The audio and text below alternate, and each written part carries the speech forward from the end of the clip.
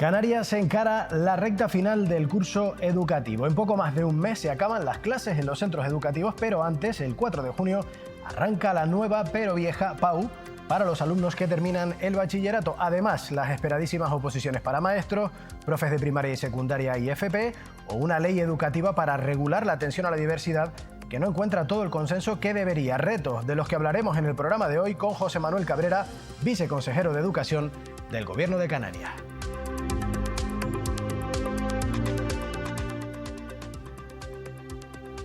Este 12 de mayo se celebró el Día Internacional de la Enfermería, pero la celebración se tiñe de reivindicación. España necesita más de 170.000 profesionales para alcanzar los estándares europeos y Canarias no es la excepción. Turnos extenuantes, plantillas envejecidas, agresiones y fuga de talento son solo la punta del iceberg. Hoy en directo, un delegado sindical del sector nos cuenta por qué urgen cambios estructurales si queremos salvar la sanidad pública y a quienes la sostienen.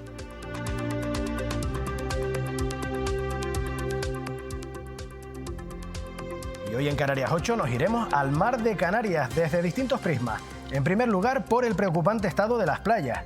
Mientras varias han tenido que cerrar en Tenerife o Gran Canaria por el mal estado de sus aguas, hasta 9 de ellas han perdido las banderas azules que proclamaban su alta calidad en solo un año. ¿Qué criterios se utilizan para conseguirlas? ¿Qué podemos hacer para recuperarlas? Enseguida se lo contamos. Y este cetáceo que ven, del tamaño de una guagua articulada, es un ejemplar de rorcual común hallado cerca de las costas de Gran Canaria la semana pasada. No es el primero ni el último de estos animales que varan en nuestras costas. Y para saber las razones de su fallecimiento se necesitan la intervención de más de 10 científicos.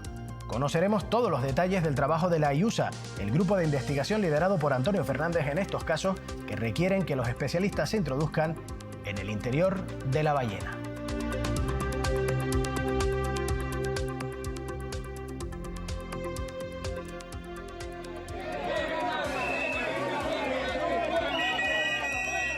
Como decimos, no abandonaremos el mar hasta el final porque les vamos a trasladar también el conflicto abierto entre los pescadores submarinistas y los tradicionales.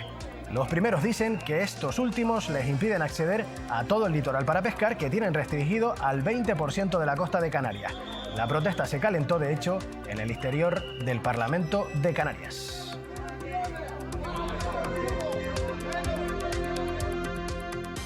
Buenas noches, le traemos toda la actualidad de las 8 Islas Canarias. Aquí, en Canarias 8, comenzamos.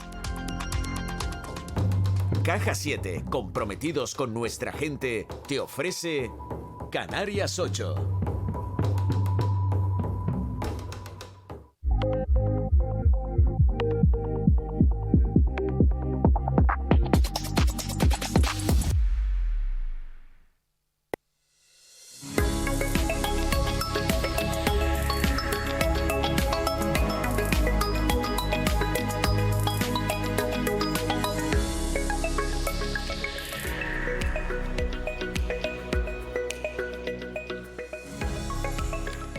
Bueno, Canarias encara la recta final del calendario educativo que culmina en este mes de junio con importantes citas. Una nueva PAU que llega con cambios aún por asentar, un proceso exprés de oposiciones docentes que se ha presentado para los que aspiran a ser profesores de primaria, de secundaria, de FP y varias leyes en plena ebullición que van a marcar el futuro de nuestras aulas. Para hablar de todo ello nos acompaña hoy el viceconsejero de Educación del Gobierno de Canarias, José Manuel Cabrera, con quien vamos a abordar algunos de los retos más urgentes del sistema educativo en Canarias. Muy buenas tardes, viceconsejero, ¿cómo está? Buenas tardes, muy bien, encantado de estar aquí. Bueno, queremos preguntarle por lo más inminente, sobre todo ese reto que se presenta con la nueva PAU que va a echar a andar el 4 de junio. ¿Qué cambios concretos van a experimentar los alumnos que se presenten este año? Bueno, los cambios vienen precedidos de una regulación estatal que luego pues, ha sido desarrollada por las universidades y que desde octubre pues, conoce todo el profesorado encargado en la realización de la prueba y también su alumnado. Esos modelos de exámenes que se hicieron públicos y que están trabajando en los centros educativos, en los institutos, y como sabemos con esos nervios pues de la antesala a esa prueba tan fundamental y tan principal para todos ellos y para su futuro. Los cambios pues son graduales, como hemos comentado, no van a notar un gran cambio con respecto a las pruebas de cursos anteriores. Se limita la opcionalidad. Antes les permitía elegir entre dos pruebas, ahora solamente podrán elegir dentro de las preguntas de una misma prueba común. Luego también se ha homogeneizado a nivel de todo el Estado las correcciones, por ejemplo, las faltas de ortografía o las faltas gramaticales, para también que ellos sepan cómo se penaliza a la hora de expresarse, a la hora de escribir, sobre todo en las pruebas de redacción. Y luego alguna pregunta más que va en la línea de no ser tan memorística, sino que también puedan ellos expresarse y ser más de desarrollo, que esos podrían ser a lo mejor los cambios fundamentales. Hemos entendido, y así lo ha entendido el propio Ministerio y también las universidades, que ese cambio de homogeneizar, de ir más hacia una prueba común de toda España, requería pues esa graduación, que fuera haciendo esos cambios de forma pequeña para que el alumnado se sienta cómodo y además de eso pues se prepare bien la prueba igual que en cursos anteriores. Esta prueba de selectividad que hemos pasado de alguna manera todos los que hemos accedido finalmente a una carrera universitaria o lo hemos pretendido, ha ido variando durante el tiempo. Usted nos explicaba esos cambios para tratar de homogeneizar, de volver a un sistema un poco más ortodoxo quizá, pero sí es verdad que quizá esa opcionalidad que comentaba usted les va a obligar a hincar un poquito más los codos, ¿no? A que ya tengan que, porque no van a poder optar entre ramas, con lo cual van a tener que tener unificado todo el conocimiento. Sí, en principio van a tener que estudiar todo el currículo que Claro. se imparte en segundo de bachillerato y a partir de ahí podrán elegir entre unas preguntas y otras en aquellos casos que sea posible. Por lo tanto, sí, una de las cuestiones en las cuales se ha incidido es en esa línea, ¿no? De que al final no se puedan preparar la prueba de una forma parcial, sino que tengan que estudiar todo el currículo y a partir de ahí pues ellos demostrar. No hay que olvidar que la prueba de la PAU es un 40%, otro Sí, claro, 60% es pues todas esas calificaciones que durante todo el bachillerato han trabajado durante esos dos cursos escolares. Por lo tanto, no tienen que tener mayor temor, conocen el temario, conocen cómo van a ser las pruebas y estamos seguros que los resultados serán tan satisfactorios como han venido siendo en los cursos anteriores.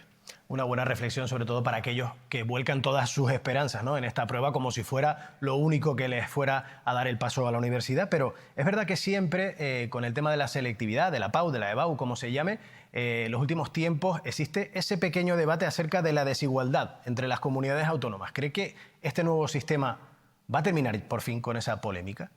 Bueno, es el trabajo que se ha hecho. Hemos llegado a ese acuerdo. Las comunidades del Partido Popular fueron las que primero actuaron en esa línea de homogeneizar más esa prueba. No por ninguna razón, sino porque creemos que es de justicia, de equidad, y que al final cualquier estudiante que finaliza aquí sus estudios puede estudiar en cualquier universidad de nuestro país, igual al revés. Y entonces lo que hemos hecho es que no tenía mucho sentido esas diferencias entre unas regiones y otras. Y además la experiencia nos da que el estudiantado de Canarias sale muy bien preparado y puede afrontar cualquier carrera universitaria en nuestro país. Por tanto, entendíamos que esa era la línea, que no tenía sentido que existieran diferencias y en esa línea hemos trabajado. Buenas tardes, viceconsejero. En abril se produjo el anuncio de las oposiciones a primaria y secundaria, que llegó casi como una sorpresa mediante una convocatoria de urgencia. Y yo le quería preguntar, ¿cree que esto ha podido dejar un poco pues, en desventaja a ciertos aspirantes que tal vez no estaban tan preparados para una convocatoria con tan poco margen de tiempo? Bueno, las convocatorias van a seguir existiendo. Es decir, al final tenemos que llegar a ese nivel del 8% de interinidad en Canarias y de que no exista tanto profesorado interino sustituto. Y por tanto van a seguir acometiéndose oposiciones. Por tanto, no entendíamos que tuviéramos que aplazar esa convocatoria. Como saben, venimos de un proceso de estabilización que nos ha llevado varios años, que al final pues no ha salido como nosotros queríamos o que fue diseñado de una forma en la cual este equipo de gobierno no participó y que al final pues creemos que no va a tener unos buenos resultados, porque mucho de ese personal que se estabilizó procede de otras comunidades y seguramente en poco tiempo vendrán, tomarán posesión, estarán aquí 1 o 2 cursos, pero luego regresarán a sus comunidades, con lo cual volverán a aumentar el porcentaje de ese profesorado que no es estable, que no tiene esa fijeza, y por tanto vamos a seguir convocando posiciones, y entendíamos que no era ese un motivo para postergar este inicio de convocatoria. Estamos seguros, y también lo sabemos, que el profesorado ha seguido preparándose. El profesorado que está impartiendo clase sabe que esas oportunidades van a seguir surgiendo y por tanto mantienen esa preparación constante. Hablaba usted ahora también acerca de la estabilización y le quería preguntar, ¿podemos esperar por tanto que se produzca esa estabilización en las plantillas con estas nuevas oposiciones, estas nuevas convocatorias? No, las oposiciones, las convocatorias de oposiciones tienen esa finalidad. Al final es que ese profesorado adquiera pues esa condición de funcionario público y, por tanto, a través de ese concurso traslado pueda realizar su función docente en un centro educativo de Canarias. En la convocatoria de estos 2 años, 2025 y 2026, tiene características que van en esa línea también. Ese acto de presencial en el que tienen que acudir, que además tienen que presentar esa programación didáctica adaptada a Canarias, pues todo eso va en la línea de poder seguir aumentando esa fijeza, ¿no? Aumentando ese número de funcionarios propios de la Comunidad Autónoma de Canarias que realizan sus funciones en los centros educativos. Y precisamente hablando también de docentes, se está tramitando una ley autonómica para reforzar la autoridad de la figura del profesorado en las aulas. Esto queríamos mostrarle ahora un fragmentito, porque esto nos comentaba el defensor del profesor del sindicato mayoritario AMPE en nuestro programa hace apenas unas semanas acerca de este respecto. Vean. Sí. Ayer mismo tengo un compañero, me llamaba, que sufrió una agresión grave en un centro. Claro, él me dice, cuando yo llego ayer al centro, me vuelvo a encontrar al alumno. Además, un alumno que físicamente es bastante... Dice, no podía, de verdad, es decir, no hacía más que temblar, no hacía más que... me tuve que ir y pedir una baja.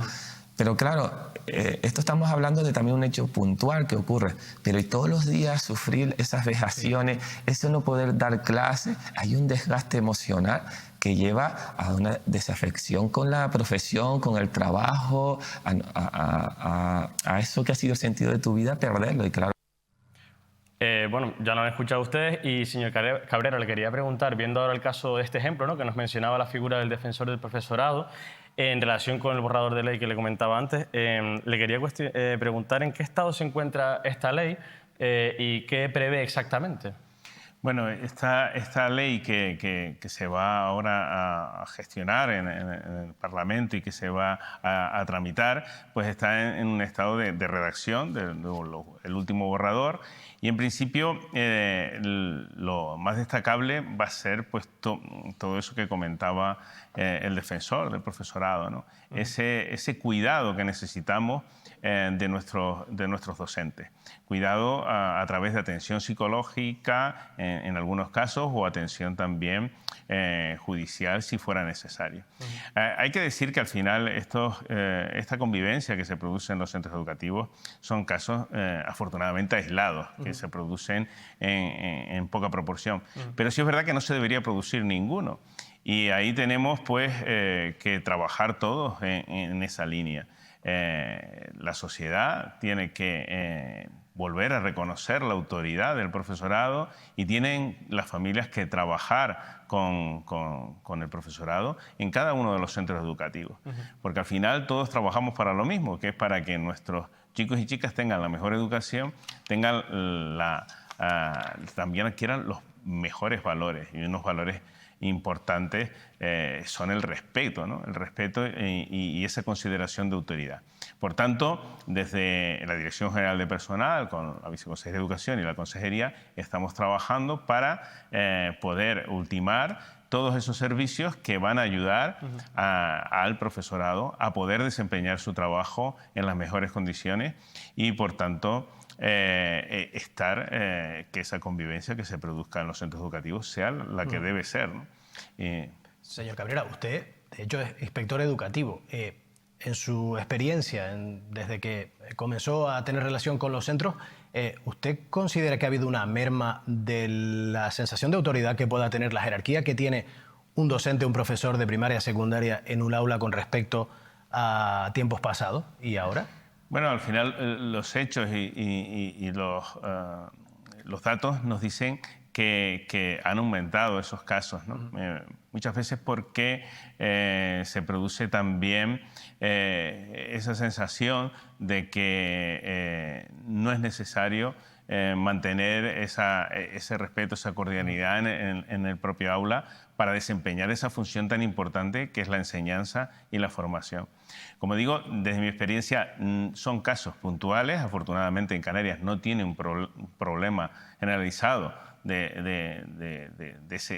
esos casos de falta de respeto o de no autoridad, pero en cualquier caso nosotros tenemos que trabajar para que eso se consiga, y eso implica, pues, esa ley, implica ese trabajo continuo que se hace en las tutorías, y implica también que la sociedad reconozca esa labor y ayude al profesorado en los centros educativos para desempeñar esa función tan principal. Viceconsejero, también le quería preguntar cómo va a ser el trabajo que se realice con las familias, con el alumnado, para que esta nueva medida, esta ley, no sea percibida, por así decirlo, como una especie de ley del castigo con respecto al profesorado. Bueno, la ley está enfocada principalmente a dar fuerza al profesorado, a cuidar a nuestro profesorado, a cuidar el bienestar del profesorado. Y eso implicará, por supuesto, que si existen conductas contrarias se tendrán que pues, reconducir, y muchas de esas conductas tienen como objeto el propio alumnado. Por tanto, a partir de ahí se reforzará el papel de autoridad de profesorado, que nunca se debió perder, y por supuesto hay que seguir fomentando y trabajando desde todos los ámbitos, y además, pues, a través de esos instrumentos que tenemos, como puede ser los decretos de convivencia, como puede ser la convivencia y esos equipos de gestión de convivencia que se trabajan en los centros, se trabajará también en el sentido de que esas conductas no se produzcan. Viceconsejero, tocando otro tema, el pasado mes de abril se anunciaba también por parte de la Consejería un importante acuerdo que se alcanzó con los sindicatos para la reducción de las ratios de las aulas en educación infantil, en primaria y secundaria en el archipiélago. Bueno, cuéntenos un poquito acerca de esta aprobación, de este acuerdo. Sí, es un acuerdo plurianual de tres cursos y va en la línea de esa personalización de la enseñanza tan solicitada. Tan solicitada por el colectivo de docentes, en principio y por toda la sociedad, de que en las aulas exista menos alumnado que atender. Eso entendemos que es una medida necesaria, y por tanto hemos puesto con la mayoría de las representaciones sindicales, hemos acordado ese acuerdo de reducción de ratios, que ya lo hicimos nosotros desde el primer curso, lo entendíamos así. Era necesario reducir el número de chicos y chicas que son atendidos por el profesorado, porque entendemos que hay una relación directa en que puedan desempeñar mejor su trabajo, ¿no? Y por tanto ya hicimos una reducción inicial el primer curso, y ahora hemos acordado este plan plurianual que pone a Canarias en las primeras posiciones con respecto al número de alumnos que atiende el profesorado en cada una de las aulas. Y eso es importante hacer mención. En principio existen reducciones en la etapa de educación secundaria, donde van a pasar de 30 alumnos por aula a 25. En primaria también se realiza una reducción de 25 a 22 e incluso llegando a niveles de 20 si hay alumnado con trastornos graves de conducta en la propia aula. Y en educación infantil también llegaremos ya en el próximo curso a que, por ejemplo, en 3 años exista un número máximo de alumnos por aula de 16 y en 4 y 5 de 18. Esas son las características principales y entendemos que es un acuerdo muy positivo, un acuerdo que ha sido muy bien valorado por todas las centrales sindicales y para nosotros un acuerdo valiente en la línea de reducir el número de chicos y chicas que tienen en cada aula el profesorado y, por tanto, que también va a incidir en la mejora del bienestar tanto del profesorado como del alumnado. Sin duda es un acuerdo de consenso con los sindicatos, pero me llama la atención esta cifra de 25 alumnos todavía en secundaria. No sé si quizá es lo más mejorable, quiero decir, en lo que todavía se puede caminar un poquito más hacia donde se puede avanzar, es reducir ese número, porque 25 alumnos en un aula son 25 alumnos, hay que atenderlo. Sí, como decía, son números que encabeza ahora mismo Canarias esa reducción. Es un límite máximo. Es decir, no puede haber un aula en Canarias más de 25 alumnos en educación secundaria obligatoria. Sí, que eso no quita que haya 20 en algún aula o 21. En muchos centros sabemos pues, que dependiendo de la zona, porque también la presión demográfica implica que en algunos centros hay muchos menos alumnos que esa cantidad.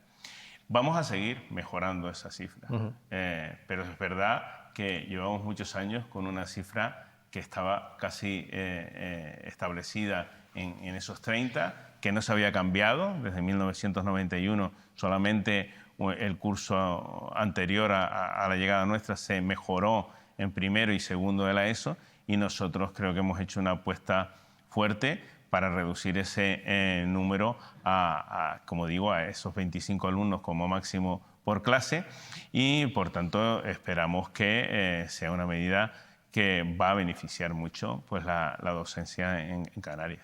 Bueno, esperamos que así sea. Hay otro tipo de alumnos, los alumnos que tienen también necesidades especiales, que se encuentran evidentemente inmersos, muchos de ellos en esas aulas con esos ratios, para los cuales se está estableciendo un borrador de una ley de atención a la diversidad que ha recibido también, por ahora, falta de consenso entre algunas plataformas de padres que protestan. De hecho, tuvimos con nosotros a una madre perteneciente a la Plataforma por la Inclusión Educativa de Canarias y nos decía esto la semana pasada. Ese borrador, lo que hemos leído por ahora, solo maquilla lo que ya teníamos, no da soluciones, no han escuchado nuestras propuestas, que realmente nuestras propuestas no son nada, no es ninguna locura, no es nada raro. Estamos pidiendo simplemente lo que por ley nos pertenece y a lo que nuestros hijos tienen derecho. Y sin embargo no le han hecho caso y el borrador que está actualmente circulando realmente a nosotras no nos convence porque es maquillar lo que ya había. Bueno, no sé qué le puede replicar. Soy consciente de que ustedes han tenido también diálogo con estas plataformas, pero no se ha conseguido llegar a un acuerdo, a un consenso al respecto de la ley. Ellos argumentan que puede dejar a varios de sus hijos fuera del sistema educativo. Bueno, aquí lo primero hay que hacer un llamamiento a la calma. Es decir, estamos ante un borrador, como comentaba la madre, muy inicial.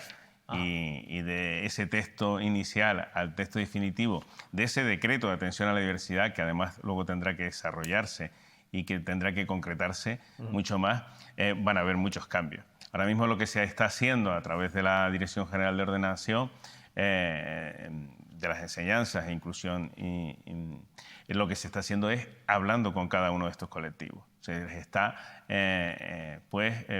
proporcionando este texto inicial para que ellos hagan aportaciones al mismo.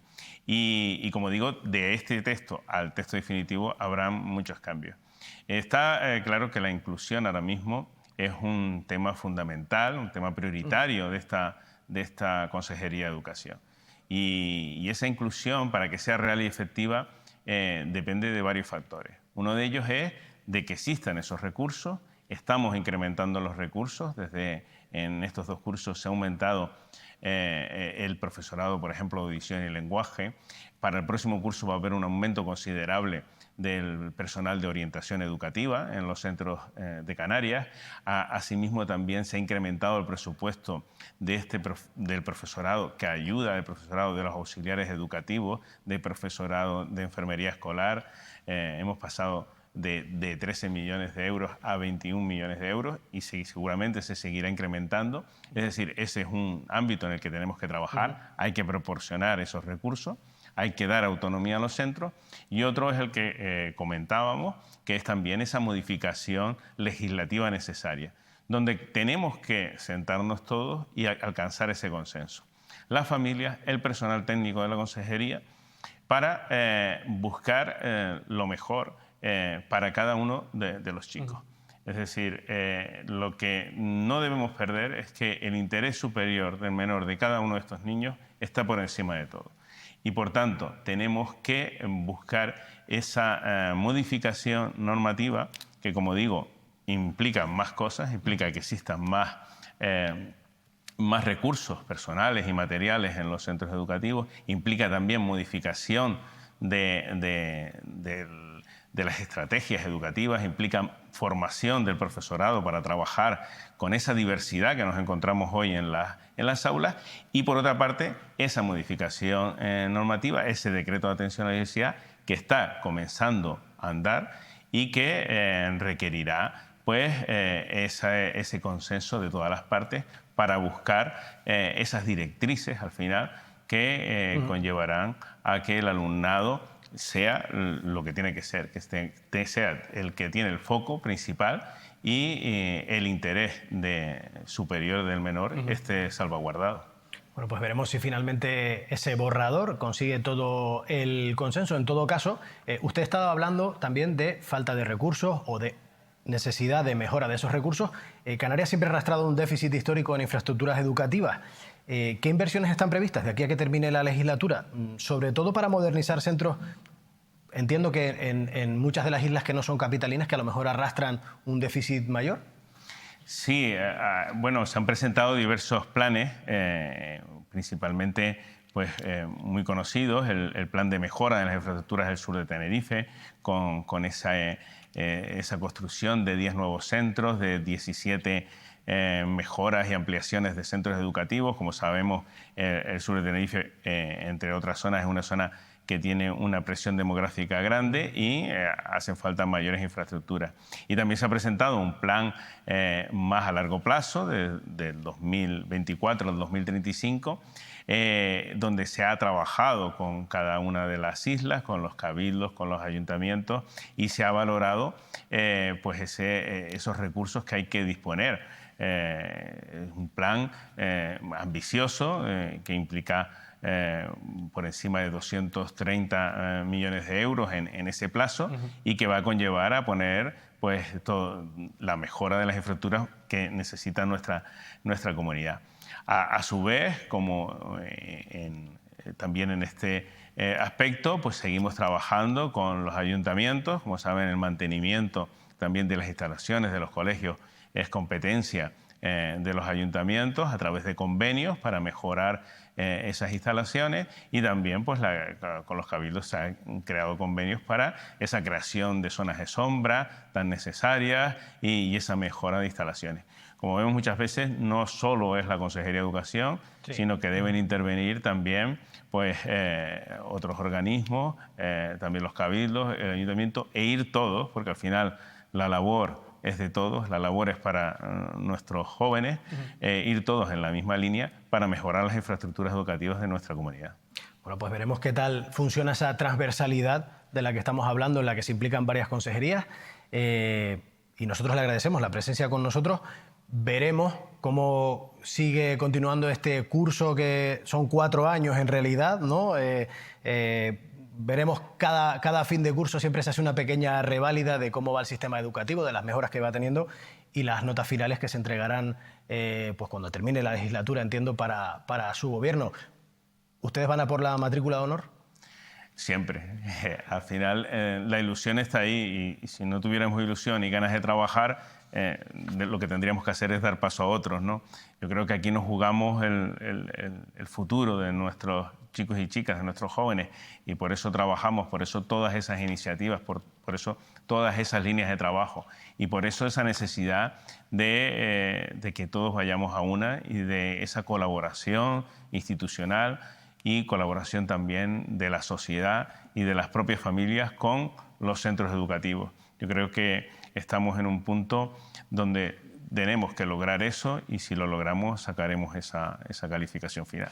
Bueno, pues estaremos ahí para examinarla en todo caso. Esperemos que todos esos retos puedan salir adelante. Hemos tocado varios, la nueva PAU, las nuevas, por fin, ya la llegada de esas oposiciones, la ley de atención a la diversidad. Veremos en qué camino sigue continuando la Consejería de Educación. Muchísimas gracias, viceconsejero José Manuel Cabrera, de Educación del Gobierno de Canarias. Gracias a ustedes. Buena tarde. Bueno, pues nosotros seguimos con más noticias de Canarias enseguida.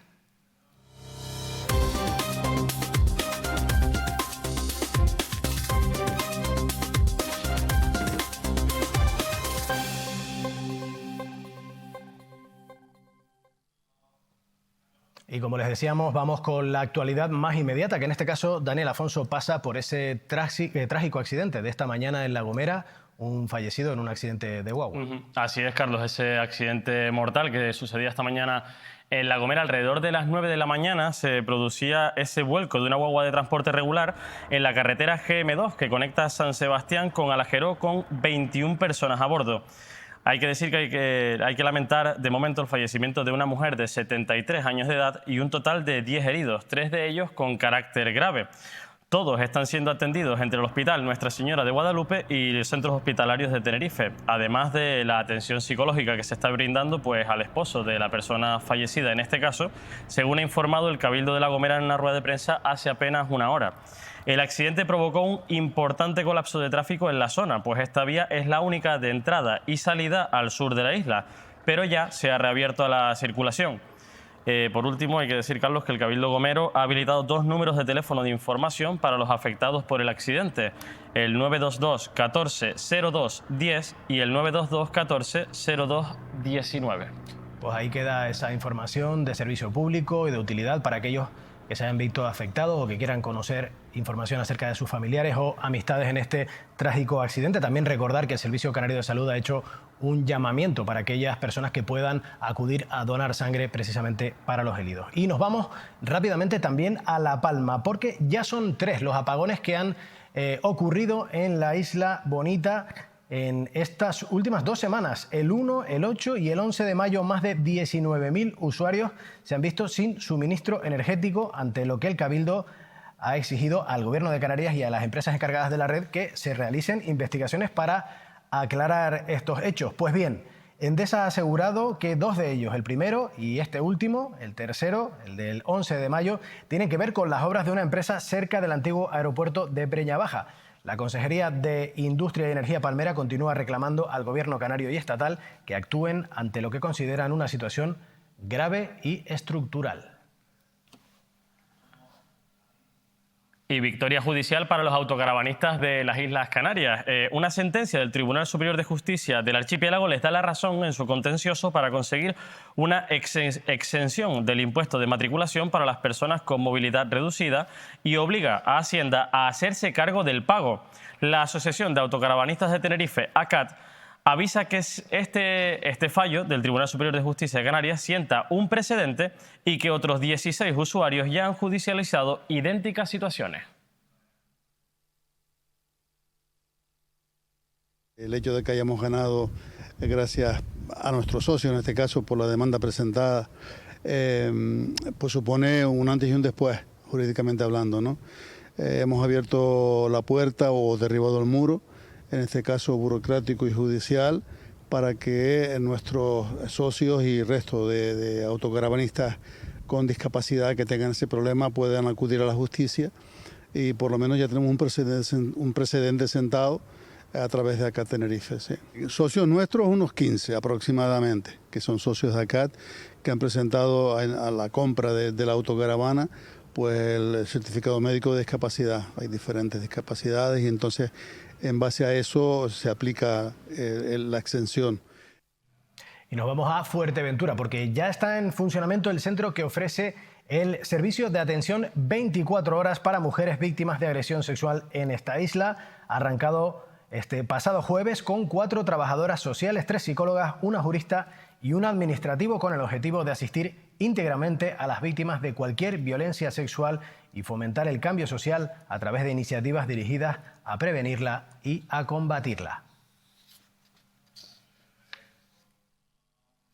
Y así como van a ver ahora mismo ustedes en sus pantallas, irrumpía la Policía Nacional hace apenas unos días en una vivienda del barrio Santa Crucero de la Cuesta Piedra, en Tenerife, para detener a un grupo criminal relacionado con el suministro de drogas de manera activa. En la intervención se detuvo a 3 personas acusadas de tráfico de estupefacientes, a las que se les incautó 400 gramos de cocaína, 9 de crack, miles de euros en efectivo y diversas armas. Continuamos con noticias relacionadas con el tráfico de estupefacientes, porque más de media tonelada de droga es lo que se estima que se podría haber recuperado en este hallazgo que ven de alrededor de una veintena de fardos de hachís en las costas de La Gomera, en aguas próximas a la playa de La Rajita, cerca de Valle Hermoso. La Guardia Civil pudo requisarla tras recibir la llamada de un pescador de la zona y ya ha abierto una investigación, aunque todo apunta a que el lugar era zona de descarga habitual para la entrada de estupefacientes en la isla colombina. Y ya han sido detenidos en Arrecife los 2 acusados de presuntamente quemar contenedores en la capital de la isla de Lanzarote durante los últimos meses. Han sido puestos en libertad con cargos y ambos tienen 20 y 16 años respectivamente. Ambos causaron una notable alarma social debido a la reiteración de focos en distintas calles del municipio, principalmente en las zonas céntricas, donde se vieron afectados tanto el mobiliario urbano como vehículos estacionados. La detención tuvo lugar gracias a su identificación en las imágenes proporcionadas por las cámaras de la ciudad que maneja la policía local. Bueno, 20 y 16 años nada más, esos detenidos que estaban causando gran alarma social en Arrecife en los últimos meses. Vamos a continuar con más temas y enseguida hablamos de enfermería.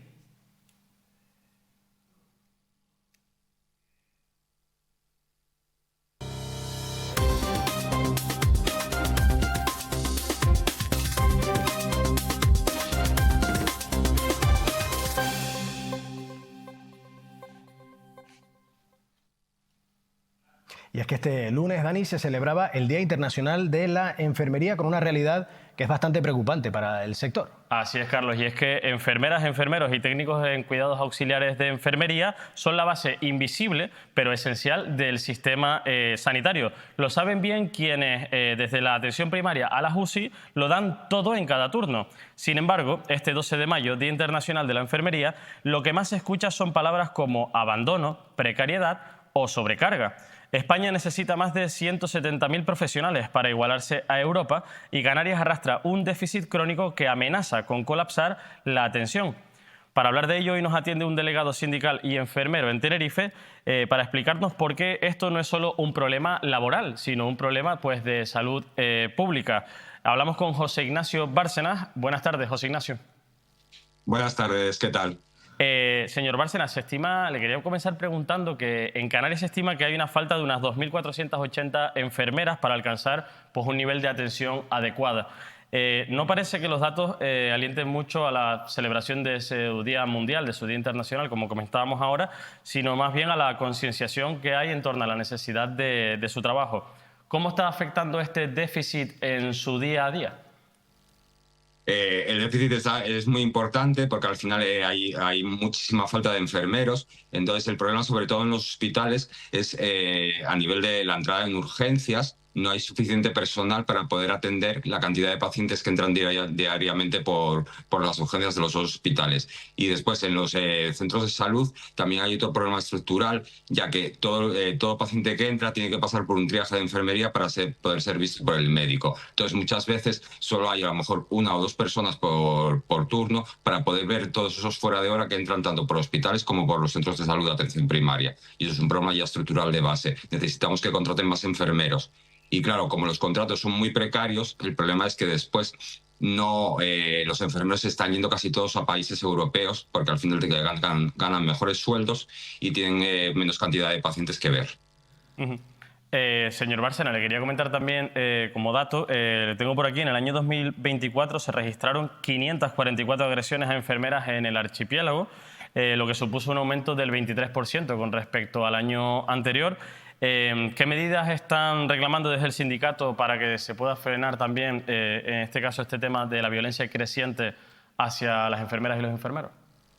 Estamos tratando que por lo menos que desde el sindicato, el mío, el CESIF, que es la Central Sindical Independiente de Funcionarios, estamos tratando de que se implanten vigilantes de seguridad, la figura del vigilante de seguridad, ya que no en todos los centros existe, y lo que no puede ser es que nosotros tengamos que acudir, entonces implantar que las mesas sobre las que detrás nosotros estemos, que estén alejadas de la puerta para poder, o más cercanas a la puerta para nosotros poder salir en caso de una agresión. Y muchas veces ya no son las agresiones físicas, sino agresiones verbales hacia nosotros mismos, ¿sabes? Y eso no se puede consentir. Entonces hay que tratar de enfocar un poquito y que haya la figura del vigilante de seguridad en todos los centros.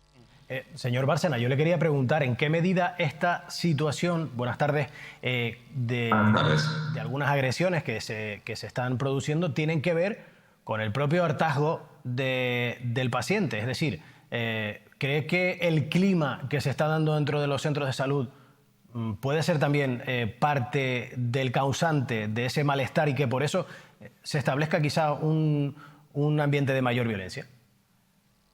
Sí, evidentemente. A ver, el paciente muchas veces llega con un fuera de hora o llega con una cita previa y para derivarlo al especialista, a lo mejor el especialista tarda 1 año o 2 años en verlo. Entonces es un problema estructural que ya parte de lo que es la base, que es atención primaria, y después hacia especializada. Entonces, claro, si tenemos unas listas de espera para ser visto por un especialista, a lo mejor de 1 o 2 años, dependiendo de la especialidad, pues al final el paciente, como tú muy bien has dicho, se harta y claro, eso provoca ya un enfado que va a medida, porque si va un día y al día siguiente y otro, claro, y cuando ve que no se le llama especializada por esas listas de espera que hay, pues eso provoca todo ese tipo de agresiones al final verbales y que al final después pueden derivar en las físicas, claro.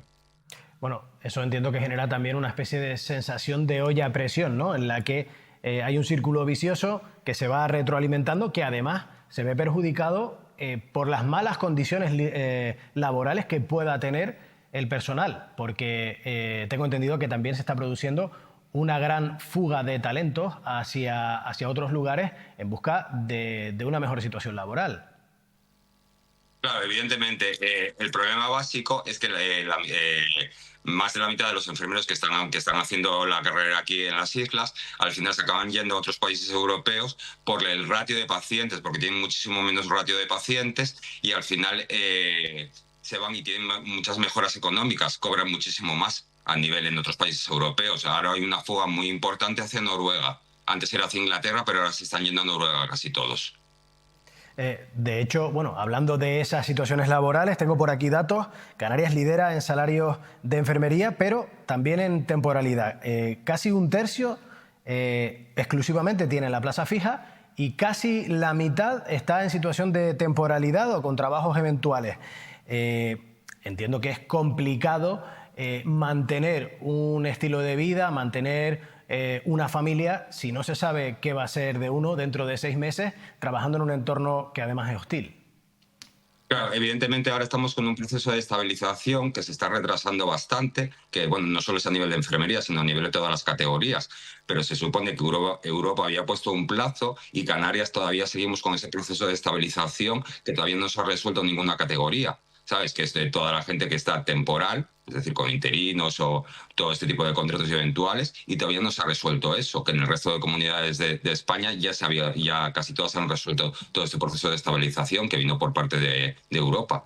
Y entonces ahí estamos un poquito a la espera. Claro, evidentemente lo que no se puede consentir, claro, una persona que no sabe si realmente por esa temporalidad, si va a trabajar mañana, claro, cómo se supone que va a pagar sus gastos o cómo se supone que va a dar de comer a sus hijos. Entonces ahí también está el problema básico por el que la gente también decide irse al final, para buscar una mayor estabilidad laboral. Señor Bárcena, Pérez Bárcena, en este caso, otro dato que nos llama mucho la atención. Casi la mitad de los enfermeros y enfermeras han manifestado que no están para nada contentos con su profesión, que quieren dejarla. ¿A usted le llega ese feedback? ¿El sindicato recibe pues muchas protestas, muchas malas sensaciones por parte de sus propios compañeros?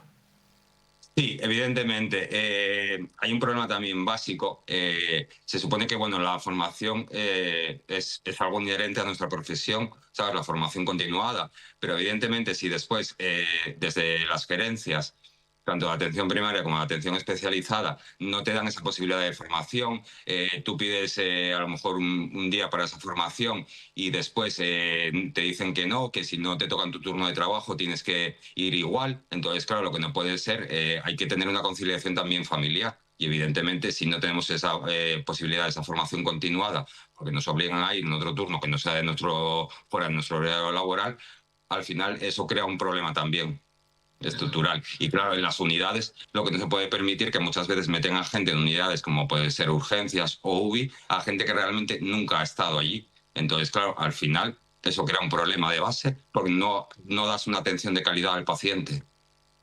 Señor Bárcenas, el del sindicato se denuncia que se está produciendo una explotación laboral precisamente por ese déficit de plantillas que comentábamos y de precariedad laboral que comentábamos hace apenas unos minutos. Y yo le quería preguntar qué acciones concretas se están llevando a cabo para revertir esta situación.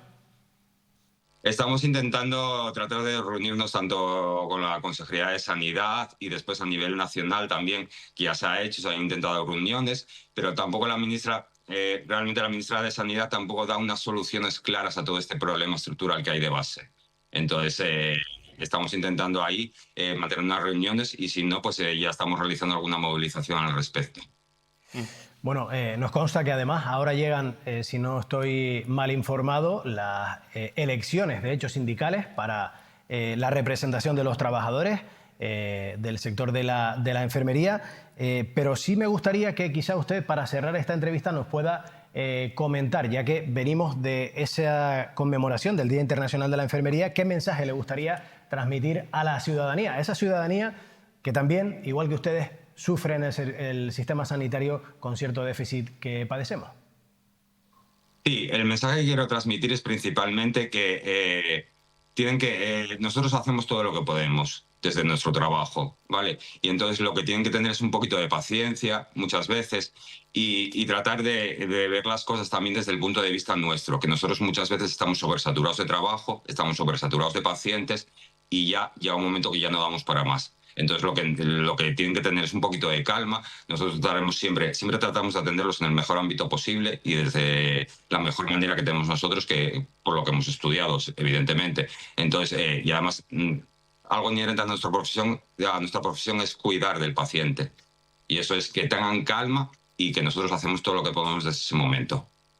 Bueno, pues José Ignacio Pérez Bárcena, delegado de salud del sindicato CESIF en Tenerife, con ese mensaje de empatía y de paciencia, le despedimos, le agradecemos que nos haya atendido en la tarde de hoy para hablar de esa situación que viven los profesionales de la enfermería en Canarias. Pues muchísimas gracias a vosotros. Bueno, nosotros vamos a seguir con más temas, pero antes vamos a hacer una breve pausa, no sin indicarles qué es lo que vamos a ver a continuación de los anuncios, porque nos vamos a hablar de un tema bastante importante, porque nos preguntamos hoy, ¿qué pasa en nuestras costas para que en Canarias se hayan perdido 9 banderas azules en las playas? ¿Qué criterios se utilizan para conceder estas banderas azules? ¿Por qué hay varias playas últimamente en Tenerife y en Gran Canaria que se encuentran cerradas? Vamos a hablar con la agencia que coordina, de hecho, estas banderas azules en toda España. A la vuelta de publicidad, enseguida.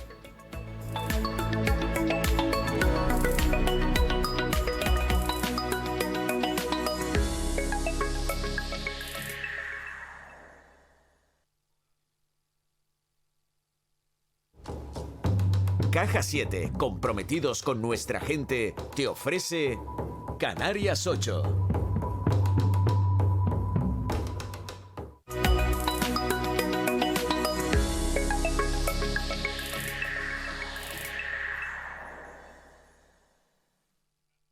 Bueno, ya estamos de vuelta en Canarias 8. Gracias por su confianza, por seguir con nosotros. Y como les decíamos al principio del programa, nos vamos a meter en esta recta final del Canarias 8 de este de este martes, en el mar de Canarias. Porque en los últimos días varias playas, sobre todo de Tenerife y de Gran Canaria, se han visto afectadas por diferentes situaciones, algunas por bacterias, por afectación de algunos elementos tóxicos en sus aguas que no permiten el baño, en la playa de las Canteras en Gran Canaria por una gran cantidad de seba, pero sobre todo estamos un poco alarmados acerca de la calidad que puedan tener las playas canarias, porque fíjense, ahí lo están viendo, en el último año Canarias ha descendido en su número de playas con bandera azul. Ahí tienen el resultado. El año pasado había 56 playas y este año hay 47. De esas, 4 las ha perdido la isla de Lanzarote, 4 las ha perdido Tenerife y 1 la ha perdido la isla de Fuerteventura. El resto se mantienen como estaban.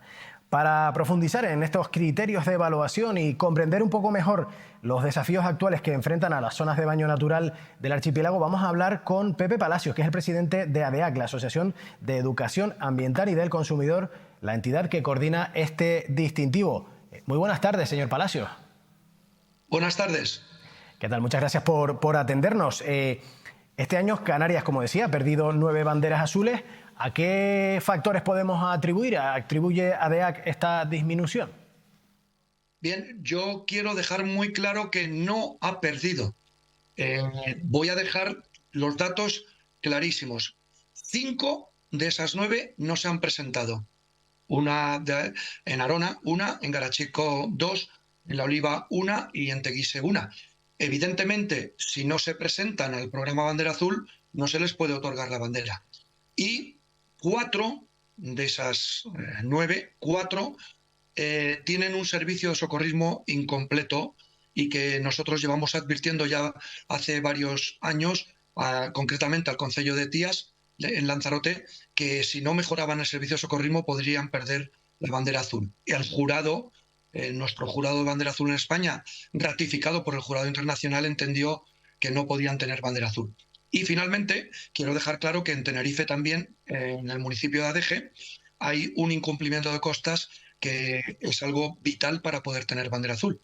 Así es que lo que quiero decir es que las noticias no son tan negativas y aclarar que las personas no tienen por qué preocuparse. La calidad excelente del agua sigue existiendo en muchos lugares, pero claro, no pueden tener bandera azul por diferentes motivos.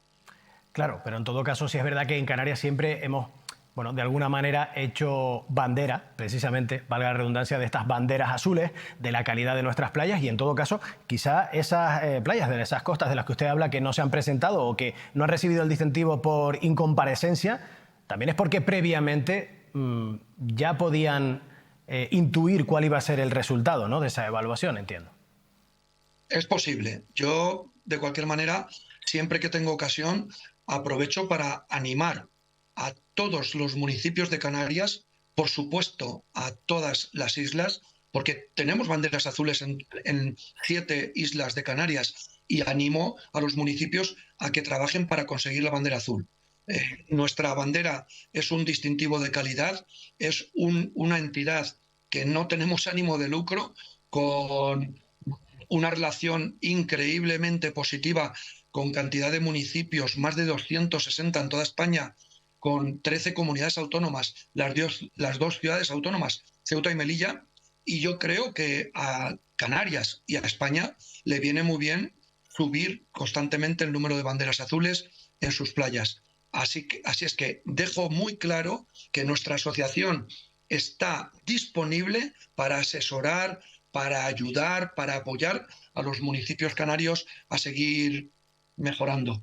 Sí, enseguida le preguntaré también cómo se puede recuperar, pero en todo caso sí, dígame usted, señor Palacios, porque no sé si mis datos están correctos, pero tengo entendido que el dato global de esas banderas azules otorgadas en toda España sí que ha ascendido. Por eso le quiero preguntar de qué manera se puede establecer un patrón similar. ¿Ha habido quizá otras comunidades donde también se produzca pérdida de banderas azules en las costas o esto es algo que casualmente solo ha sucedido en Canarias? Este año casualmente ha sucedido en Canarias. Es cierto lo que estás comentando, España sigue siendo líder mundial en bandera azul. Tenemos 749, 2 más que el año pasado, 642 para playas, 101 para puertos deportivos y 6 para embarcaciones turísticas. Tanto en playas como en puertos deportivos y en embarcaciones turísticas es donde Canarias tiene que trabajar para mejorar los datos. Yo creo que las 5 que no se han presentado este año podrían trabajar perfectamente para obtener la bandera azul el año que viene, y confío que el Ayuntamiento de Tías trabaje para demostrar que los servicios de socorrismo son completos, son dignos para el siglo XXI y recuperar las 4 banderas que tenía. Como me gusta insistir en lo positivo, permitidme que diga que Canarias este año ha sido distinguida una asociación muy potente de Canarias, Canarias 1500 kilómetros de costa, ha sido reconocida por su excelente labor en la prevención del ahogamiento. Y bueno, nosotros vamos a volver a entregar las banderas azules ahora en el mes de junio a Canarias, y desde luego voy a seguir dejando claro que nosotros estamos para ayudar y para colaborar en que se recuperen las banderas azules, en que se soliciten más, porque Canarias tiene un nivel de calidad muy alto. Y insisto, que confíen en que pueden contar con nuestra colaboración. Buenas tardes, señor Palacios. Yo en este caso le quería preguntar acerca de los criterios. ¿Cuáles son esos criterios que siguen desde la asociación pues, a la hora de considerar el hecho de otorgar una bandera azul a una playa determinada? Me alegra mucho vuestra pregunta, porque mirad, estos criterios no son de España, no son de Canarias, son criterios internacionales que ya están cumpliéndose en 52 países de los 5 continentes, y nuestra Fundación Mundial y, por supuesto, nuestra asociación a nivel español tenemos el respaldo de 3 entidades de Naciones Unidas. Es un programa muy respaldado. ¿Qué exigimos? Primero, calidad excelente del agua. Y quiero dejar claro que nosotros no hacemos los análisis. Los análisis de las aguas de nuestros mares las hacen laboratorios acreditados y son los datos oficiales de la Unión Europea. Bien, exigimos educación e información, más relacionada con el medio ambiente, por supuesto. Exigimos gestión ambiental. El municipio tiene que demostrar que hace una gestión en la que hasta hay un comité que se encarga de velar por la seguridad del medio ambiente en su entorno. Exigimos el cumplimiento estricto de la legislación vigente. Fíjense, por favor, exigimos que se cumpla la legislación vigente y todavía hay municipios que pierden la bandera azul porque no cumplen la legislación. Esto, en fin, es bastante grave. Exigimos accesibilidad y atención a personas en situación de discapacidad. Y aquí quiero dar una felicitación a Canarias, porque el 95% de las playas candidatas de Canarias cumplen criterios de accesibilidad. Y finalmente exigimos algo vital para la vida humana, que es la seguridad y los servicios de socorrismo. Yo insisto, son criterios que se relacionan directamente con derechos que tenemos todos los ciudadanos a cada vez que vamos a una playa. Señor Palacio, yo le quería preguntar también qué impacto tiene el hecho de la pérdida de una bandera azul en la percepción pública y también en la percepción turística de una playa. A ver, hay que ser sinceros y sí que tiene un cierto impacto, ¿de acuerdo? Pero yo quiero tranquilizar a los ciudadanos, tanto a los habitantes en Canarias como a los turistas. La calidad de las playas es excelente, la calidad de las aguas. Sin embargo, hay temas que todavía hay que seguir trabajando y mejorándolo, ¿no? Pero claro, el impacto puede ser negativo y lo que tenemos que hacer es trabajar para que ese impacto se convierta en positivo. Insisto una y otra vez sin cansarme. Canarias tiene una amplia mejora, una amplia posible mejora, y vais a seguir contando con nuestra colaboración. Pero también aviso que nosotros no podemos disminuir los criterios. no los podemos ni disminuir, ni en Canarias, ni en Baleares, ni en ningún otro lugar del mundo. Pues señor Palacio, con ese aviso a navegantes, a bañistas, a autoridades, nos vamos a quedar también con su optimismo y, por supuesto, también ese mensaje que nos trata de transmitir acerca de la esencia de las playas canarias, pero sí queríamos acercarnos a esa curiosidad quizá de esa pérdida de banderas tan acuciada en este último año. Muchísimas gracias por estar con nosotros hoy en Canarias 8. Gracias a los medios de comunicación que nos estáis ayudando mucho. Gracias, de verdad. Bueno, pues de banderas azules no vamos a abandonar el mar porque fíjense, en las costas de Gran Canaria, también en el mar de Canarias, en este caso de una forma completamente casual, varada, se encontró este ejemplar de más de 15 metros de longitud y 27 toneladas de peso, aproximadamente lo mismo que mide y pesa una guagua articulada de transporte de viajeros. Es el tamaño de un rorcual común varado hace unos días a unas pocas millas, como decíamos, del barrio de Vegueta, a la altura de la Catedral de Santa Ana, que fue remolcado por el salvamento marítimo, nada menos, hasta el puerto de La Luz y de Las Palmas. Y esto que ven son imágenes de su izado en los astilleros del puerto para que se fuera después, se pudiera trasladar hacia Juan Grande, al ecoparque, donde un grupo de 10 veterinarios del IUSA y 3 especialistas de la Sociedad para el Estudio de los Cetáceos en el Archipiélago Canario realizaran la correspondiente necropsia, una especie de autopsia, para conocer el motivo de su muerte, para conocer si hubiera sido consecuencia de causas humanas. Al mando de ese equipo estaba Antonio Fernández, que es el catedrático de Anatomía Patológica de la Universidad de Las Palmas de Gran Canaria, una de las personas con más conocimiento de cetáceos de Canarias, me atrevería a decir que de Europa y del mundo, como acreditan sus investigaciones y reconocimientos. Muy buenas tardes, señor Fernández. Tardes, ¿qué tal? Bueno, las necropsias siguen siempre un orden, señor Fernández. Comienza con una inspección externa del animal en cuestión, una revisión sistemática de los órganos, toma de muestras, pero lo que poca gente sabe es que luego hay que fajarse, que hay que meterse dentro del animal, el interior de un cetáceo de estas dimensiones. ¿Cómo es ese proceso? Cuéntenos. Bueno, yo creo que podemos empezar por el principio. Una necropsia no es más que una autopsia animal.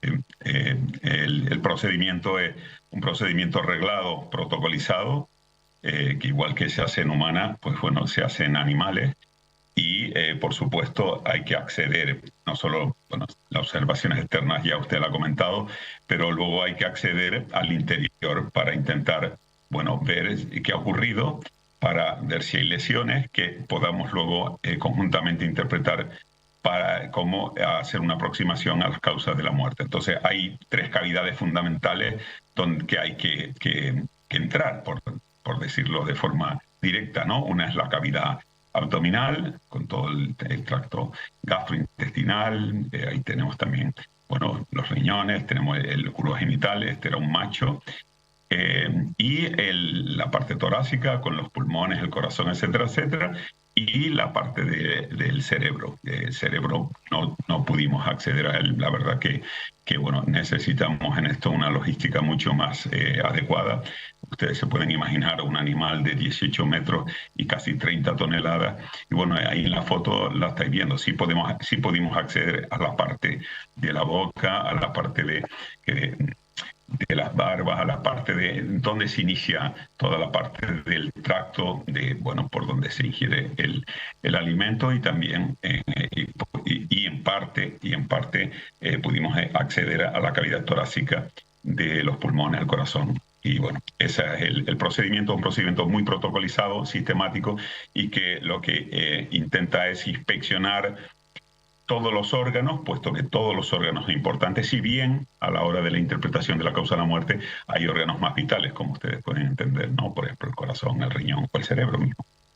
Señor Fernández, la conclusión final es que estábamos ante un caso de muerte natural. ¿Cuál fue exactamente el diagnóstico que ustedes consiguieron?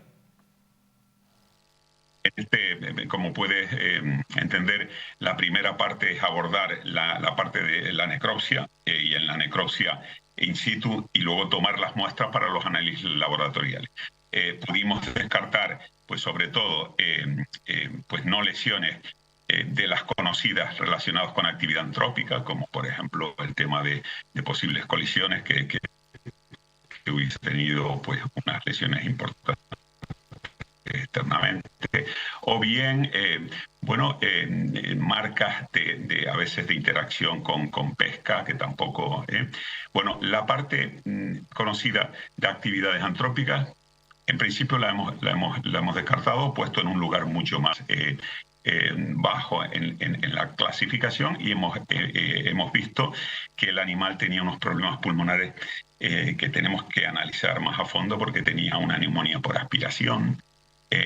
Y bueno, ese es un problema que prácticamente le ocupaba casi todo el tracto respiratorio, por tanto le impedía casi respirar.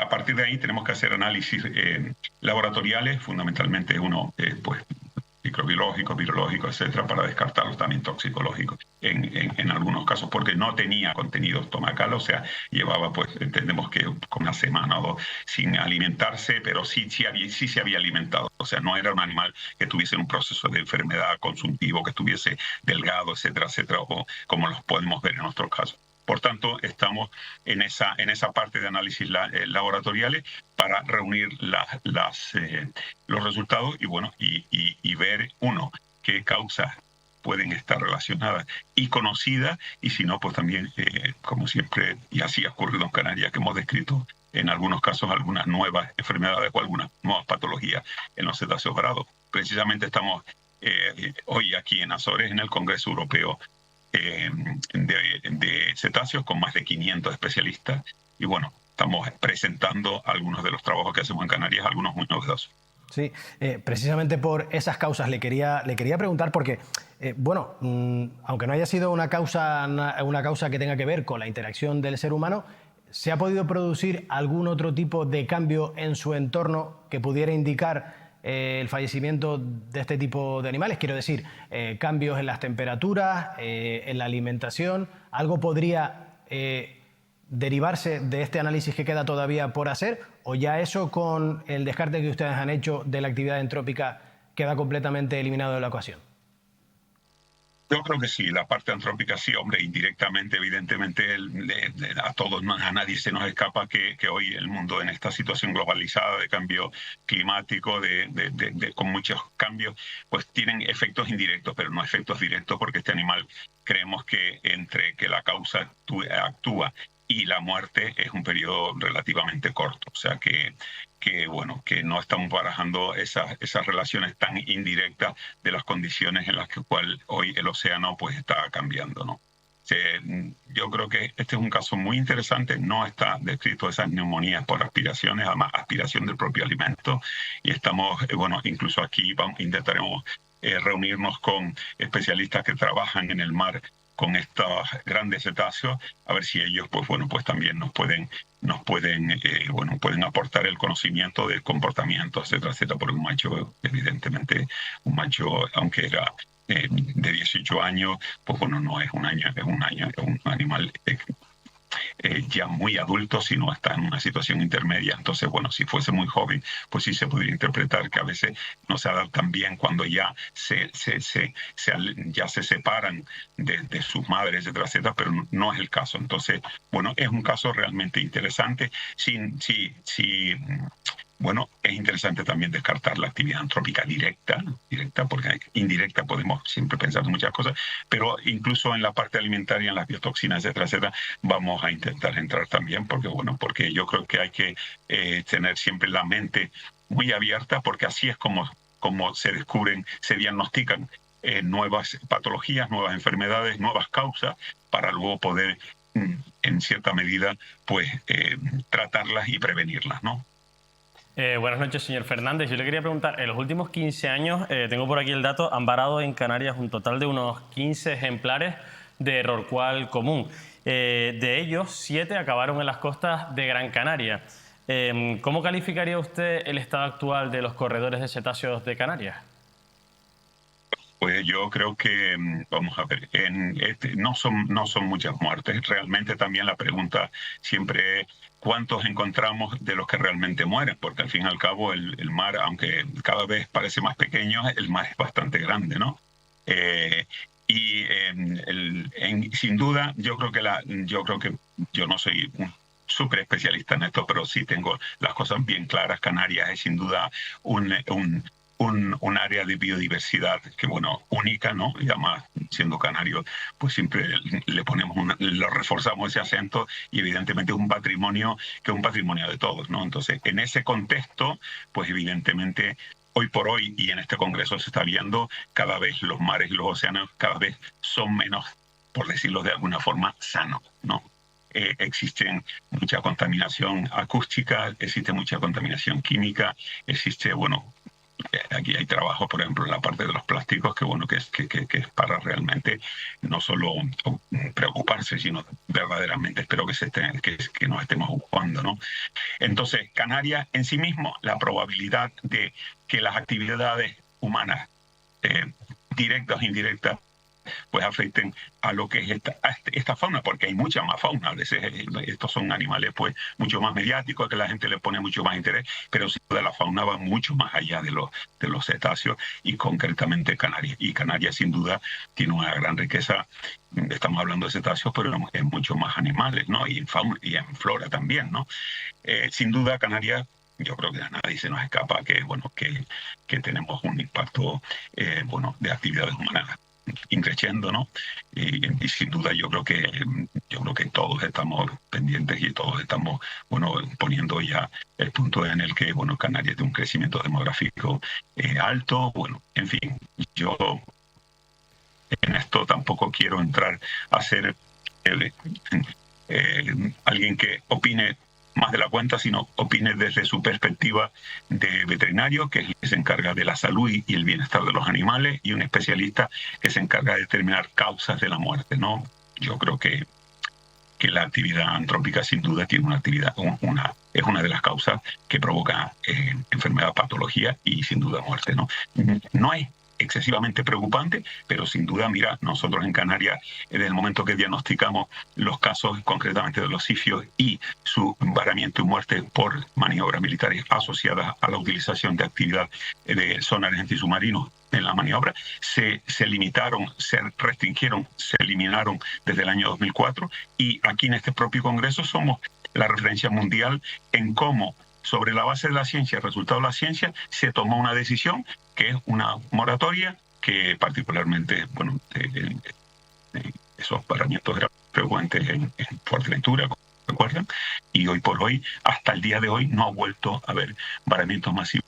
Somos un referente, pero sin duda también pues tenemos otros problemas, ¿no? Pero como este mundo en el que las actividades humanas pues cada vez van a más, y sin duda en el mar, donde había quien decía que el mar era silencioso, ya no es silencioso nunca más, que era limpio, ni mucho menos.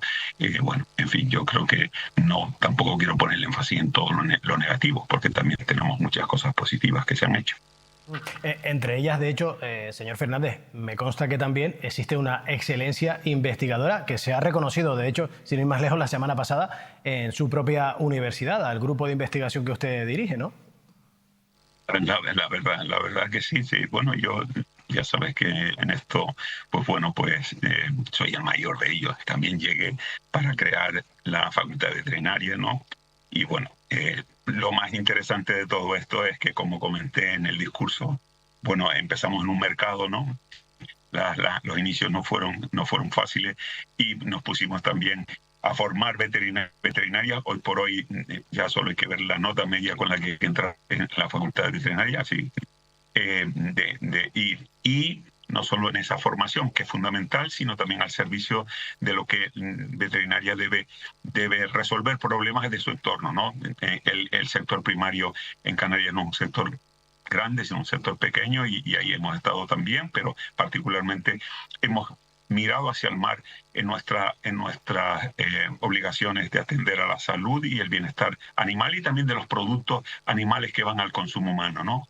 Y yo creo que ahí, en 25 años, igual pueden parecer mucho, pero son pocos para una universidad o para una facultad de veterinaria, que tiene algunos más, pero particularmente estamos satisfechos en ese sentido. Sin olvidar, y creo que ahí en ese vídeo que está poniendo, en ese momento no estaba hablando de investigación, sino estaba hablando de que la investigación en la universidad tiene que estar puesta al servicio de la calidad de la docencia, puesto que lo que tenemos que hacer es formar buenos profesionales para que luego también puedan desarrollar su función laboral adecuadamente y sobre todo puedan conseguir un trabajo y sobre todo puedan tener unas condiciones pues, sociales, económicas, etcétera, etcétera, que se equiparen realmente a lo que es una titulación de veterinaria, ¿no? Que este siglo sin duda va a ser una titulación importante y una profesión importante, puesto que no se escapa que la salud está en un contexto absolutamente ya de una sola salud, puesto que no hay salud animal, no hay salud humana, no hay salud ambiental o del ecosistema por separado. El COVID ya definitivamente lo demostró, ¿no? Aquí la salud animal, la salud humana y la salud ambiental van conjuntas, ¿vale? Esto es una sola salud. Y ese es el principio que nos estamos viendo a la Facultad Veterinaria. Sin duda creo que, bueno, ya hay presente porque el premio a este no es personal, es a un equipo y sobre todo hay futuro. Yo creo que, bueno, pues eso a mí particularmente me satisface. Bueno, pues con esos datos para la esperanza que usted estaba ahora reseñando, esas nuevas generaciones que llegan, la calidad investigadora y formativa que se da en el archipiélago también, bueno, pues de alguna manera estamos tratando de poner otro peso en esa balanza de la preocupación, de lo que usted hablaba, quizá de lo que pueda estar sucediendo en nuestros mares, con toda la densidad poblacional, con la contaminación, y veremos cómo puede evolucionar a mejor, sin duda, todo este panorama. Señor Antonio Fernández, catedrático de la Universidad de Las Palmas de Gran Canaria, muchísimas gracias por estar con nosotros desde Azores, nada menos, atendiéndonos en esta tarde-noche. Sabemos que le está robando tiempo a su congreso para dedicárselo a la divulgación. Y lo dicho, muchísimas gracias por estar con nosotros esta tarde-noche en Canarias 8. A ustedes, sin duda, tú sabes que, bueno, esta es otra de las cosas en las cuales tenemos un compromiso, ¿no? El compromiso no es solo hacer investigación, sino que la gente entienda el valor de lo que hacemos, que es básicamente intentar resolver los problemas de todos. Porque al fin y al cabo, con respecto a concretamente al tema de la fauna, es que la fauna es un patrimonio de todos. Y bueno, alguien un día puede decir, bueno, si es de todos, la responsabilidad también es conjunta, ¿no? Y bueno, somos universidades públicas en este sentido también. Bueno, con ese mensaje nos quedamos. Muchísimas gracias, Antonio Fernández. Y nosotros nos vamos a hacer una mínima pausa para recordarles que siempre pueden contar con nosotros, que pueden transmitirnos todas sus preocupaciones, sus denuncias, aquello que a lo mejor en su barrio esté sucediendo y debamos enterarnos para contarlos aquí en Canarias 8. En Canarias 8 contamos la actualidad que vives cada día, lo que pasa en tu barrio, en tu calle, en tu vida. ¿Tienes una denuncia, un problema, algo que quieras que se sepa? Envíanos tu audio, mensaje, foto o vídeo al WhatsApp 653 30 33 31. Tu voz también forma parte del programa. Canarias 8. Lo que pasa, lo que importa.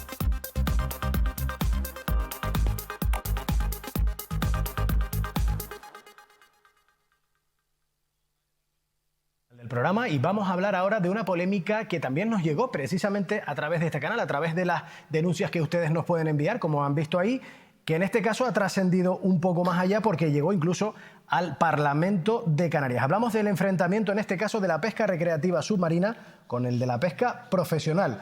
Un choque que se evidenciaba la semana pasada en la Cámara Regional, tanto dentro, y ahí lo están viendo, como fuera, en una comisión donde ambas partes pudieron tomar la palabra, pero fuera, sin embargo, los primeros llevaron la reivindicación al sonido, a los pitos y a las pancartas. Este colectivo, el de la pesca recreativa y submarina, tiene más de 6.000 licencias en las islas, reivindica recuperar el porcentaje en las zonas del litoral al que pueden acceder para ejercer su labor.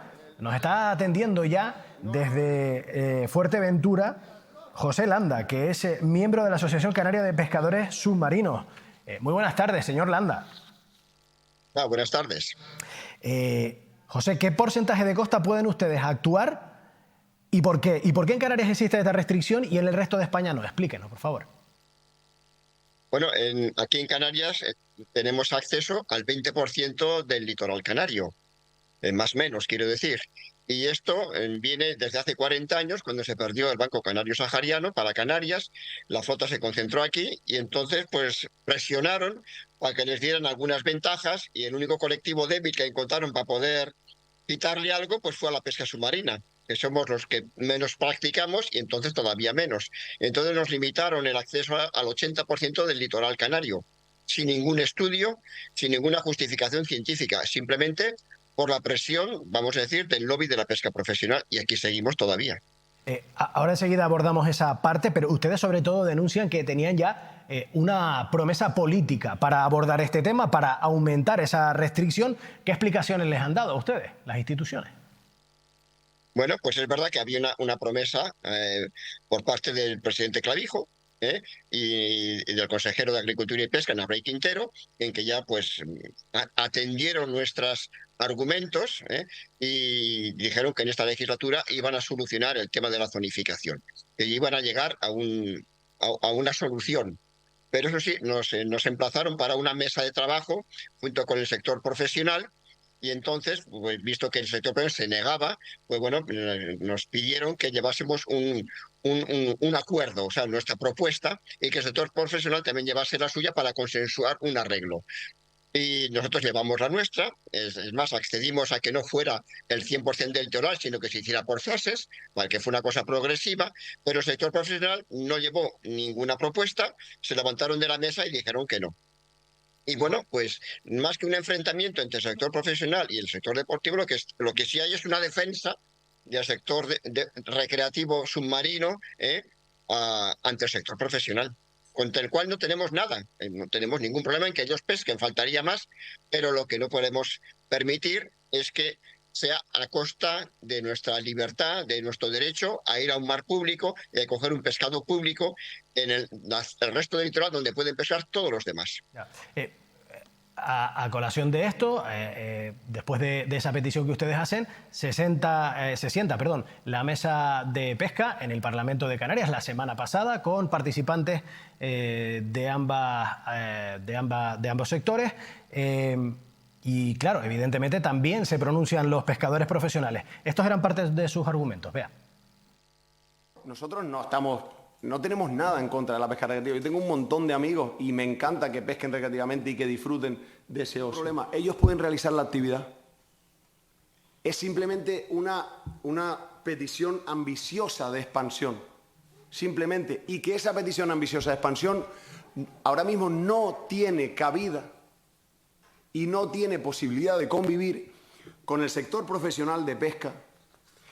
Yo creo que ni con el sector de buceo, ni con otros sectores recreativos. Siempre desde el sector pesquero defendemos el interés general. Y el interés general para nosotros es el sector pesquero que sobreviva a la que nos está cayendo, que el sector recreativo siga viviendo, porque es que sigue viviendo. Es que esta tarde hay submarinistas en el mar pescando, muchos en la zona y un montón fuera de la zona. Y nosotros pues no levantamos la mano ni la voz para decir que hay que perseguir a aquel señor.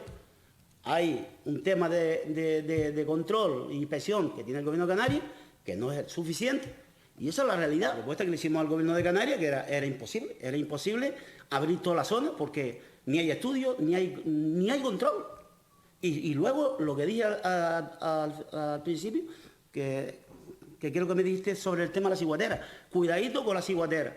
Que el sector pesquero estamos atranquillados entre la espalda y la pared con toda la cantidad de pescado profesional que no da abasto el laboratorio a tratar. Pues ya lo ha escuchado, señor Landa. Yo me he apuntado por aquí. No es posible abrir, ya tienen su espacio, lo quieren todo, es inviable, no hay estudios. ¿Qué pasa con la ciguatera? ¿Ustedes qué responden a esto? Pues de entrada que sí hay estudios. Tengo aquí, de hecho llevamos allí una carpeta con las carátulas de los estudios de organismos tan prestigiosos como la Universidad de Las Palmas, la Universidad de La Laguna, el Instituto Español de Oceanografía y el CSIC. Y te voy a leer, aquí tengo informe de asesoramiento técnico del área de pesquería del Instituto Español de Oceanografía. Y te voy a decir la conclusión, la tengo aquí, se ve. Se han realizado varios estudios científicos en los que no se han encontrado evidencias científicas que justifiquen el modelo de acceso restringido por zonas. O sea, es por tanto que no se recomienda seguir manteniendo un acceso restringido de los recursos pesqueros a la pesca recreativa submarina y que el modelo de gestión se cambie y se base en las medidas de gestión planteadas en este Real Decreto. Más claro agua, o sea, estudios hay y el mismo Instituto Español de Oceanografía lo dice, que es el asesor principal del Ministerio de Pesca. Y eso es lo que hay. O sea, hay espacio para todo. Antes lo había. por presión de unos, nos lo quitaron. Nosotros simplemente queremos que nos lo devuelvan, porque el número de pescadores somos los mismos. Lo único que nos vamos a distribuir por toda la costa. Simplemente tenemos nuestro derecho a poder pescar cerca de casa, porque mucha gente que vive cerca del mar no puede pescar cerca de su casa. Señor Landa, haciendo de abogado del diablo, le pregunto, ¿qué grado de furtividad hay entre su colectivo? Porque es quizá uno de los argumentos más potentes de los pescadores profesionales, que ese pescado se coge sin un control, se puede llegar a algún tipo de intoxicación, se puede llegar a una competencia desleal. A ver, furtivismo hay en todos los sectores, empezando por el profesional. Ya el mismo consejero Gabriel Quintero lo admitió en una intervención parlamentaria, el furtivismo que había en su sector. O sea, gente que no pasaba por la cofradía. O sea, furtivos hay en todas partes. Eso no es, el problema del furtivismo se acaba, primero, con educación y segundo, con vigilancia y luego poniendo medios para evitarlo, como puede ser el precinto de primera venta. O sea, eso de repente decir que hay furtivismo, pues bueno, pues que pongan vigilancia para los furtivos. Si nosotros somos los primeros interesados en que no haya furtivos. Ahora bien, muchas veces le llaman furtivo a aquel que no puede pescar enfrente de su casa y pesca enfrente de su casa. ¿Por qué? Porque hay una ley injusta. Y eso para mí es una falta, no es ser furtivo. Ya. Yo quería simplemente matizarle, porque a muchos quizá nos apena que haya una división, ¿no?, entre personas que aman el mar, porque las imágenes que vimos este jueves de enfrentamiento casi verbal y físico en el Parlamento, desde luego no eran nada agradables. No se puede llegar a un consenso. Hombre, pues es que nosotros fuimos allí cuando nos pidió el presidente Clavijo, bueno, pues íbamos a un consenso y llevábamos nuestra propuesta. Bueno, los pescadores profesionales, bueno, sus representantes. Este señor que sale ahí discutiendo es un representante, un asesor de pesca, pero los pescadores, que yo conozco muchos pescadores también, uno ya tiene sus años y tiene amistades en todas partes, me lo dicen, pues es que no nos afectáis en nada porque pescamos en aguas diferentes. El pescador submarino pesca a las orillas. ¿Por qué? Porque pescamos a pulmón y tenemos unas limitaciones muy fuertes. O sea, a más de 15 metros pesca ya poca gente. La mayoría pescamos de 0 a 15 metros, 12 metros, 10 metros. Ahí pescamos la mayoría cuando vamos a pescar. Hay muy poca gente que pesca en 20, 25 metros. Y es que a partir de ahí hay ya poquísimos. Y en cambio la pesca profesional normalmente se hace a partir de esa profundidad. Y muchas especies que nosotros no pescamos. Atunes, la fula roja, chamas. Nosotros prácticamente no accedemos a esas pesquerías. Yo cojo una sama en el año, a lo sumo. O sea que hay mucha falsedad en lo que se reclama, mucha falsedad. Buenas noches, señor Landa. Porque hay un lobby. Dime. Le quería preguntar, señor Landa, ustedes defienden sin duda que el método de pesca de ustedes es el más sostenible posible. Yo le quería preguntar a este respecto, ¿por qué defienden ustedes esta idea de que el método de pesca submarino es el más sostenible posible? Bueno, porque lo dice la FAO. Aquí tenemos un listado, o sea, que es la FAO. La FAO es la Organización de Alimentación de Naciones Unidas. Aquí hay un listado de la FAO donde clasificación de las artes de pesca según la FAO. Y la que está en primer lugar, la más sostenible, es la pesca de arpón, en la cual se incluye la submarina. Lo digo porque se lo preguntamos y nos contestaron. ¿Por qué? Porque es la pesca más selectiva. Es la única pesca que ve el pescado antes de capturarlo y se deja capturar, con lo cual se evitan especies protegidas, tallas menores, no hay descartes, no hay contaminación. Por ese motivo la pesca submarina es la pesca más sostenible que existe. Y además está muy limitada, porque al tratarse de pesca recreativa estamos muy limitados en cupos diarios y las mismas limitaciones que tenemos pues con las tallas y con especies protegidas. Con lo cual nuestra incidencia, y ya lo dicen los estudios, es nula, no es superior al resto de modalidades. Señor Landa, yo le quería preguntar ya para ir terminando, ¿hasta dónde están dispuestos ustedes a llegar si no consiguen que se amplíe esa restricción? Bueno, pues llevamos ya un montón de años de lucha y seguiremos luchando, indudablemente. Pero cada vez más, vamos a ir más contundentemente, vamos a decir, ¿no? Ya, pues bueno, empleando palabras más gruesas, Porque al fin y al cabo aquí hay un problema que es político. No es un problema científico, es un problema político. O sea, porque ya científicamente se ha demostrado que somos inocuos, que nos pueden dejar pescar. Aquí lo dice el IEO. Pero sin embargo los políticos no quieren hacernos caso. Dicen que no hay estudios. En realidad es una voluntad política. ¿Qué pasa? Que hay un lobby, que es la pesca profesional, que no quiere compartir su espacio con otros pescadores.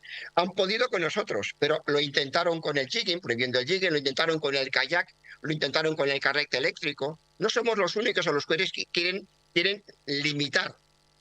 Al fin y al cabo es un problema, pues bueno, de económico, que es lo que quieren. Pues quieren que vayamos al mar a contemplar y que vayamos a la pescadería a comprar el pescado que pescan ellos. Y no. Nosotros somos pescadores de autoconsumo y hacemos lo más tradicional que ha hecho el hombre desde que está en la tierra, que es pescar para comer. Somos los continuadores de esa tradición y generamos muchísima economía, porque el pescado no nos sale gratis, porque nos cuesta la licencia, nos cuesta el seguro, nos cuesta el equipamiento con todos sus impuestos, nos cuesta el desplazamiento, y si tenemos embarcación nos cuesta 5 veces más. Generamos muchísima economía. Pues, señor Landa, en todo caso sí que esperamos que esto pueda tener por lo menos una medida de encuentro en un futuro inmediato, que ustedes puedan sentir reconocido un crecimiento. Esperemos que abriendo este tipo de debates podamos conseguir que también la opinión pública vaya descubriendo este sector y quizás esta problemática que nadie a lo mejor tenía presente en su día a día. Y nada, le invitamos a seguir tratando de divulgar a través de estos canales y muchísimas gracias por compartir con nosotros esa denuncia que nos hacía llegar. Muchísimas gracias, señor Landa. Buenas noches. Muchas gracias a vosotros por darnos voz y es muy importante la labor que hacéis, porque el ciudadano tiene que informarse también. Bueno, pues muchas gracias al señor Landa. Hemos tratado de darle voz a ellos, también hemos dado voz a los pescadores profesionales a través de esas declaraciones que se daban en el Parlamento de Canarias. Y nosotros vamos a terminar ya, nos quedamos sin tiempo, vamos un poco pasados. De hecho, Dani, hasta aquí llega nuestro programa, no sin antes pues explicarles a nuestros espectadores que pueden estar, por supuesto, siempre conectados con nosotros. Así es, Carlos, como les recordamos siempre, pueden seguir toda la última hora del archipiélago en nuestra web mirametv.com y también suscribiéndose a través de nuestros canales de WhatsApp y Telegram mediante el código QR que ven ustedes en sus pantallas. Y nosotros nos vamos ya, no podemos hacerlo sin salir del agua, sin contemplar las preciosas imágenes que nos ha hecho llegar precisamente José Landa de su labor como pescador submarino en las aguas de Fuerteventura. Muchas gracias y que descansen. Buenas noches.